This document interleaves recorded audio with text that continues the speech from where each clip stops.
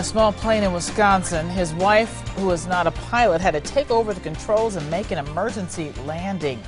The 80-year-old woman was able to land that plane safely. But she got help from the pilot of another plane. He is being called a hero. It happened near Sturgeon Bay in Door County. Rob Koebel reports. When that emergency radio call went out to the tower, one pilot heard it, and he knew what he had to do to bring her down safely, and that was get up in the air right next to her. She is unconscious now? Yeah, and the aircraft's circling right now. Okay, she doesn't know how? Does anybody there able to talk her through it?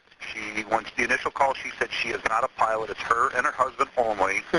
She does not know anything about flying whatsoever. When the call goes out, pilot Rob Vazanovich says he's the man to do it, and he knows who's in that plane. Not a rushed feeling, but a feeling of you have to keep this thing going. In the air with John Collins unconscious and his wife Helen at the stick, he starts to coach her to land the plane while he's flying right next to her. I wanted to establish about a 2-mile final approach because that works out well for the student. After a few touch-and-go practice rounds, Collins tells him she thinks one of the engines is running out of gas, that they need to land and land now. So really all she had to do was just fine-tune it, and then just before touchdown, just bring the nose up. And that's exactly what she did. As she was taxiing, the plane's front gear collapsed, but Rob said she flew so much with her husband, she did have the basic understanding of how to survive. She was confident. Now she wanted to know if I was confident in her confidence. And I said, well, if you're confident, I'm confident. I think we're confident. I think we can do this. Mrs. Collins wasn't seriously injured, but rescue crews still took her to the hospital just as a precaution.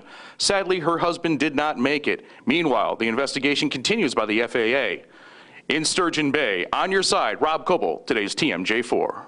And John Collins was 81 years old. Memorial services have not been set, but an amazing story of survival by his wife.